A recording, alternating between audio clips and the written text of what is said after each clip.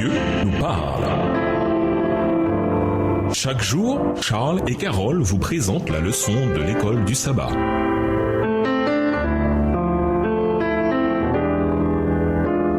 Bienvenue à votre émission. Dieu nous parle. Voilà la leçon de mardi, une autre chance. Ésaïe 7, versets 10 à 13. Akaz ne répondit pas à Ésaïe qui l'appelait à avoir la foi. Alors Dieu, dans sa grande miséricorde, donna une autre chance à Akaz et lui dit de demander un signe qui était soit dans les profondeurs, soit du séjour des morts, soit dans les lieux les plus élevés. Ésaïe 7, verset 11. Il s'agit de l'une des plus grandes invitations à la foi jamais proposée à un être humain. Contrairement aux loteries ou au tirage au sort, Dieu n'a ajouté aucune limitation en petits caractères. Dieu n'a même pas limité son offre à la moitié de son royaume, comme le faisaient les chefs humains quand ils atteignaient les limites de leur générosité. Voir Esther 5, verset 6, Esther 7, verset 2 et Marc 6, verset 23. Il était prêt et disposé à vider le ciel et la terre pour un méchant roi si seulement il voulait bien croire. Comme signe, Akaz aurait pu choisir une montagne d'or ou des soldats aussi nombreux que les grains de sable des plages de la Méditerranée. Pourquoi Akaz a-t-il réagi de cette manière? Lisons Ésaïe 7, le verset 12. Ésaïe 7, verset 12. Akaz répondit: Je ne demanderai rien, je ne tenterai pas l'Éternel. À première vue, la réponse d'Akaz semble pieuse et respectueuse. Il ne voulait pas mettre Dieu à l'épreuve, comme l'avaient fait les Israélites des siècles auparavant durant leur errance dans le désert. Exode 17, le verset 2, Deutéronome 6, le verset 7. Mais la différence, c'est que Dieu avait invité le roi à le mettre à l'épreuve, comparé avec Malachie 3, le verset 10. S'il acceptait son don extrêmement généreux, cela ferait plaisir à Dieu et ne mettrait pas sa patience à l'épreuve.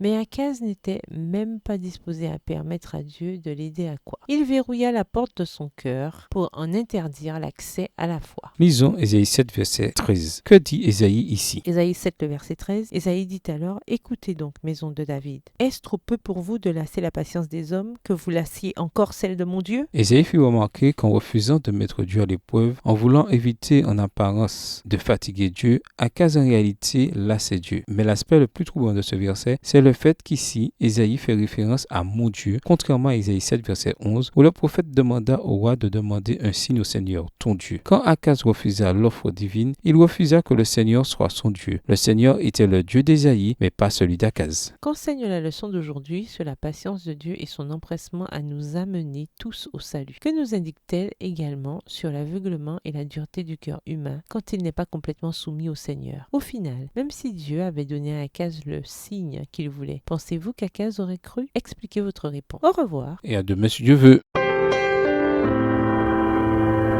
Dieu nous parle.